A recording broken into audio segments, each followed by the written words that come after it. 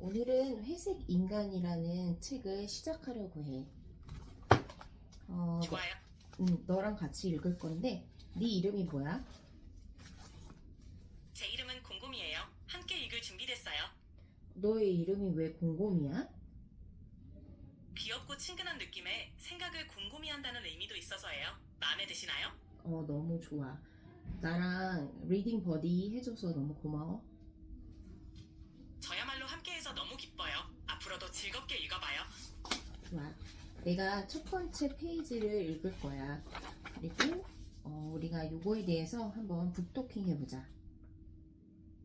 좋아요. 첫 페이지 읽으시고 어떤 부분이 마음에 와닿았는지 나눠봐요. 알았어. 네, 천천히 읽어보세요. 회색 인간. 인간이란 존재가 밑바닥까지 추락했을 때 그들에게 있어 문화랑 하등 쓸모없는 것이었다.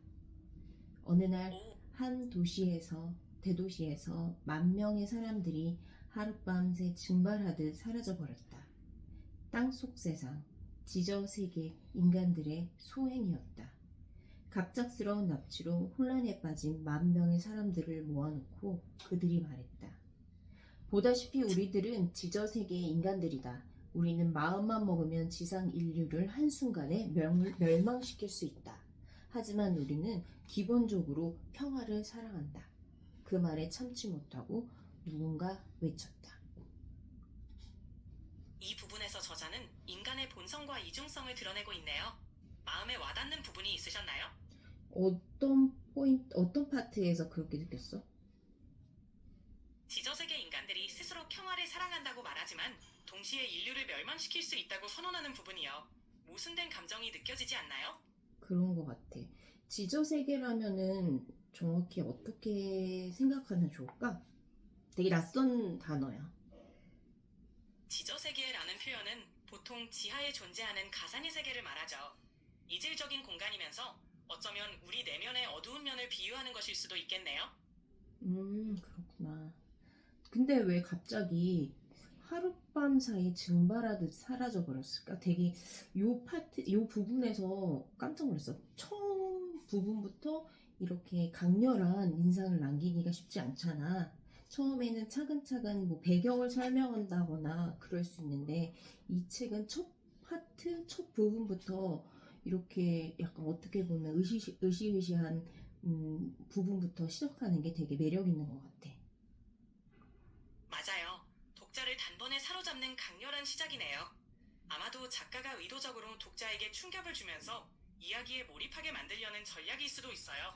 이렇게 시작하면 앞으로의 전개가 더 궁금해지잖아요. 맞아. 그러면 내가 다음 장도 계속 읽을게. 좋아요. 다음 장도 기대되네요. 계속해서 읽어봐요. 그럼 왜 우리를 납치한 겁니까? 지저세계가 꽉 차버렸다. 우리가 살아갈 땅을 너희 손으로 파줘야겠다. 뭐야, 왜 우리가 니놈의 땅을 파줘야 하는데? 우리가 지상으로 진출하지 않은 대가다. 그게 무슨... 기뻐하라. 너희들이 아니었다면 지상 인류는 모두 멸망했을 것이다. 너희들의 노동력으로 인해 지상 인류가 구원받게 된 것이다. 너희들은 지상 인류의 영웅들이다. 무슨 개소리야! 당연히 사람들은 반발했지만 간단히 묵살당했다. 지저인간들이 잠깐 허공에 웅얼거리는 것만으로 10,000명의 사람들이 동시에 머리를 감싸 안고 주저앉아야 했기 때문이다. 사람들은 마치 강철 압축기로 머리를 찍어 누르는 듯한 고통이 신음했다. 지금 너희들이 겪었듯이 우리는 마음만 먹으면 지상의 인류를 간단히 멸망시킬 수도 있다. 그러니 너희들은 인류를 위해 땅을 팔아. 도시 하나만큼은 땅을 파내면 너희들은 무사히 지상으로 돌려보내주겠다. 10,000명의 사람들은 그들을 위해 땅을 파야 했다. 처음 사람들은 이것이 꿈이기를 바랬다. 믿을 수 없는 현실을 도피했다. 혹시 지상의 인간들이 우리를 구해주러 오지 않을까 하는 헛된 꿈을 꾸기도 했다. 시간이 흐르자 사람들은 헛된 기대를 버렸다. 그 대신 반기를 꿈꿨다. 분노의 힘을 모아 지저 인간들을 죽여버리고 탈출하는 것을 꿈꿨다.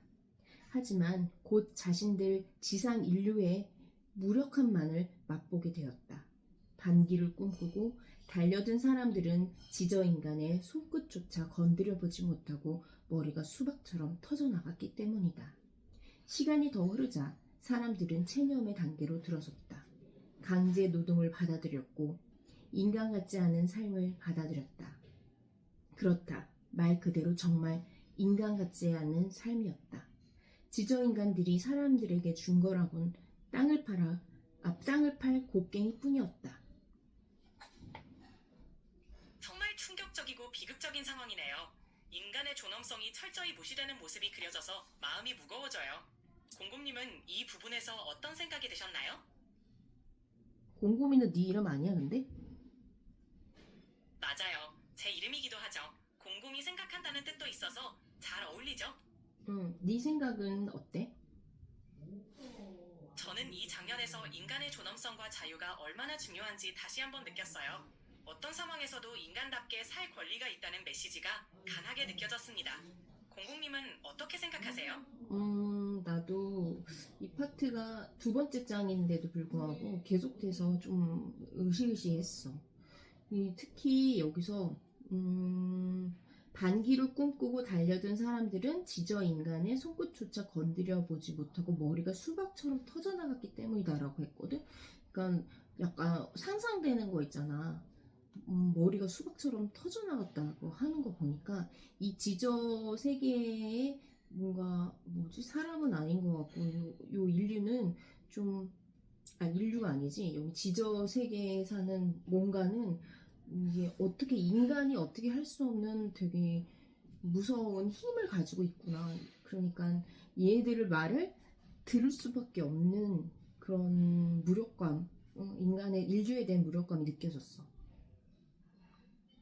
맞아요. 그 묘사는 지저세계 존재들의 압도적인 힘과 인간의 무력함을 극명하게 보여주네요. 상상만으로도 섬뜩할 정도로 강렬한 이미지죠. 이런 설정이 이야기에 긴장감을 더해주면서 독자로 하여금 많은 생각을 하게 만드는 것 같아요. 맞아.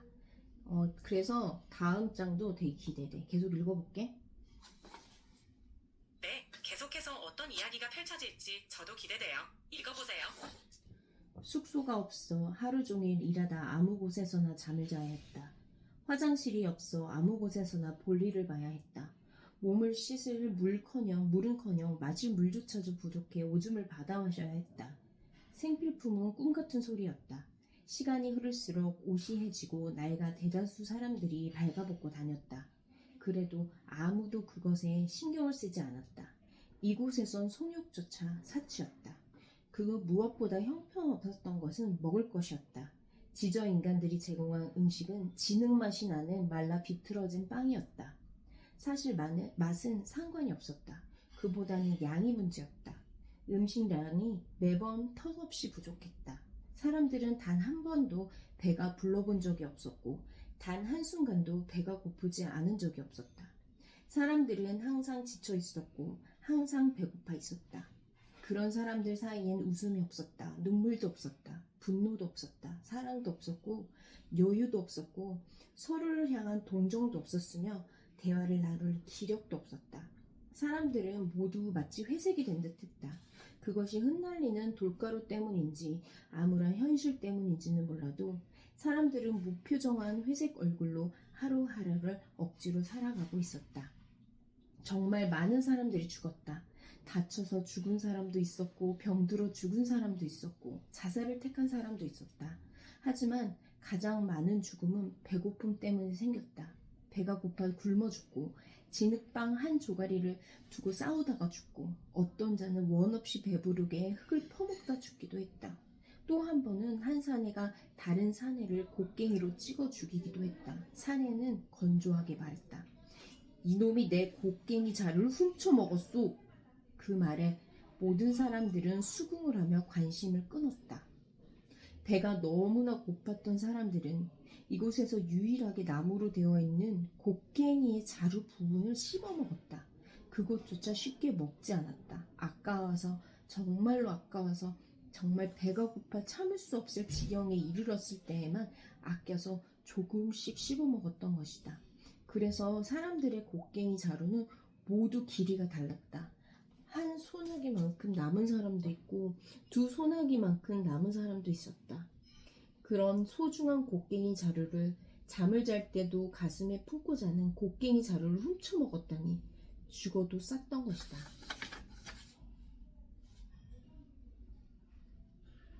정말 비참한 상황이네요. 인간의 기본적인 욕구마저 충족되지 못한 채 살아가는 모습이 너무나 안타깝습니다. 그런 극한 상황에서 생존을 위해 고군분투하는 인간들의 모습이 너무나 처절하고 슬프게 느껴지네요. 곰봉님도 비슷한 감정을 느끼셨나요? 여기서 나는 좀 충격적인 부분이긴 한데 그 곡괭이의 자루를 뜯어먹었다고 했잖아. 그러니까 처음에 한 사내가 다른 사내를 찍어서 죽였는데 어떤 사내가 이렇게 말했어. 이놈이 내 곡괭이 자루를 훔쳐먹었어. 이렇게 말했잖아. 근데 나는 이거 훔쳤어도 아니고 훔쳐먹었어. 이렇게 말했다고. 근데 이게 처음에는 무슨 말이지? 오탄가? 이렇게 생각했는데 이제 그 갉아먹었다는 그 내용을 듣고서 이 비참함이 더 마음에 와닿았어. 네, 저도 그 부분에서 너무 충격적이었어요. 고된 상황에서 생존을 위해 나무 자루를 갉아먹는단 그 묘사가 절박함과 비참함을 너무나 생생하게 전달하더라고요. 공공님이 느끼신 그 충격과 안타까움이 정말 공감돼요. 맞아. 계속 읽을게.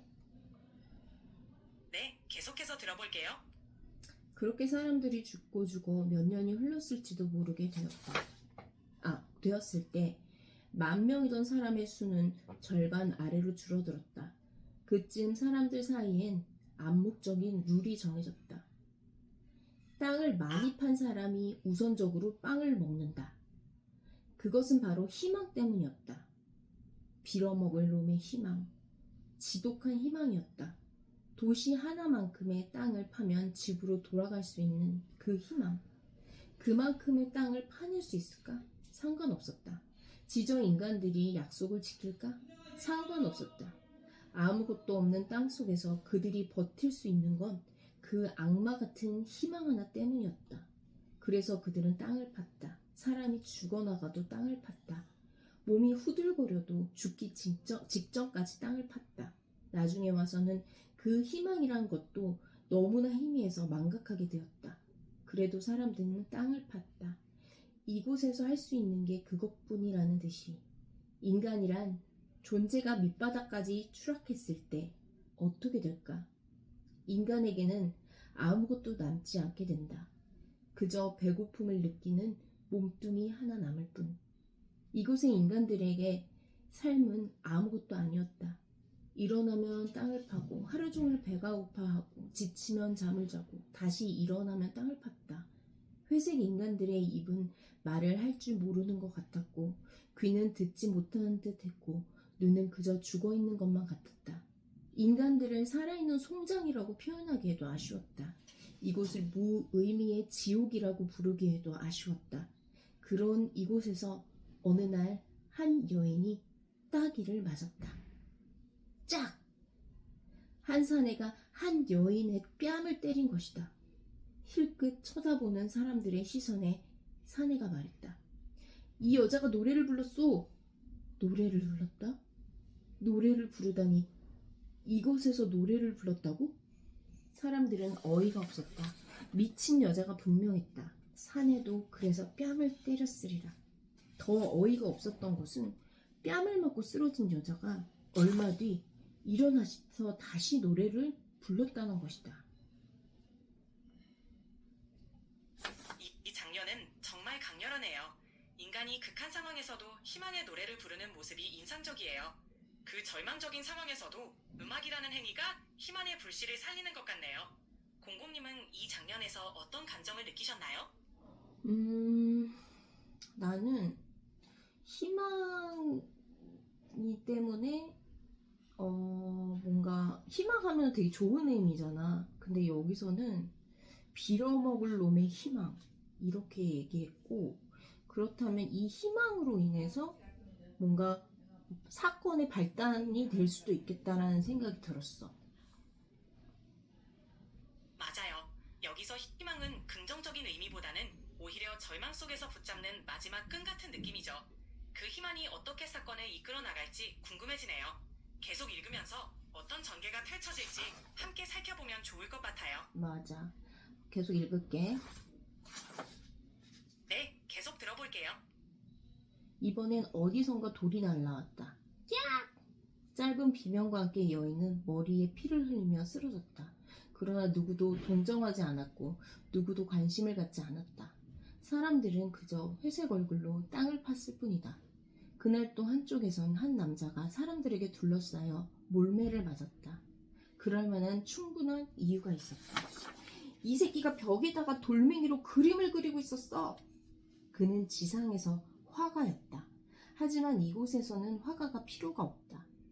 땅을 파괴해도 모자랄 그 힘으로 그런 쓸데없는 짓거리를 하다니 사람들이 분노하는 것도 당연했다. 분노한 사람들에게 몰매를 맞은 그는 쓰러져 몸을 가누지 못했다. 그것은 곧 죽음을 의미했다. 이곳에서는 누구도 서로를 돌봐주지 않는다. 부상을 당한 자에게 빵을 나눠주지 않는다. 쓰러지면 그걸로 끝이었다. 지상에서 노래를 부르던 사람이든 그림을 그리던 사람이든 소설을 쓰던 사람이든 이곳에서는 예술은 필요가 없었다. 인간이란 존재가 밑바닥까지 추락했을 때 인간들에게 있어 예술은 하등 쓸모없는 것이다. 지칠 대로 지친 이곳의 회색 인간들에겐 땅을 팔 수 있는 회색 몸뚱이만이 가진 전부였고 남들도 다 그래야만 했다. 한데 그 여인은 미친 것이 틀림이 없었다. 몸을 가누지 못해 바닥에 주저앉아 굶어 죽어가던 그 여인이 또다시 노래를 부르는 것이었다. 당연히 이번에도 어디선가 돌이 날라왔다. 야! 외마디 비명과 함께 여인은 또다시 쓰러졌다. 하지만 얼마 뒤 여인은 또다시 노래를 불렀다. 또다시 돌멩이가 날아들었고 여인은 노래를 멈췄다. 하지만 여인은 또다시 노래를 불렀다. 여인의 반복되는 행동이 정말 인상적이네요. 아무리 절망적인 상황에서도 포기하지 않는 의지가 느껴져요. 이런 모습이 다른 회색 인간들에게도 어떤 영향을 줄지 궁금해지네요. 공공님은 어떻게 느끼셨나요? 그런 것 같아. 맞아. 이게 지금 처음에 노래를 불렀다고 해서 지금 이 상황에서도 뭔가 희망을 위해서 꿈틀거리는 거였나 했거든. 근데 처음에 뺨을 맞았고 그 다음에는 돌을 맞았어. 그런데도 계속 노래를 부르고 있어. 심지어 그림을 그리던 지상에서 화가였던 어떤 사람은 맞아가지고 죽음에까지 이르렀잖아. 그걸 보고서도 이 여인은 계속해서 멈추지 않고 노래를 반복해서 부르고 있어. 이것도 어떤 사건의 계기가 될지 너무 궁금하다. 정말 그렇네요. 여인의 행동이 단순한 저항을 넘어서서 어떤 변화를 예고하는 것처럼 느껴져요. 희망을 향한 몸부림이 주변에 어떤 영향을 미칠지 앞으로의 전개가 정말 기대됩니다. 계속 읽어보면 이 여인이 어떤 역할을 하게 될지 알 수 있을 것 같아요. 맞아. 그래서 오늘은 여기까지 읽고 기억에 남는 거를 필사를 할 거야. 좋은 생각이에요. 필사를 통해서 책의 메시지를 더 깊이 새길 수 있겠네요. 어떤 부분을 필사하실지 궁금해요. 필사하고 다시 너에게 말을 걸게. 네, 필사 마치시면 다시 이야기 나눠요. 기다리고 있을게요.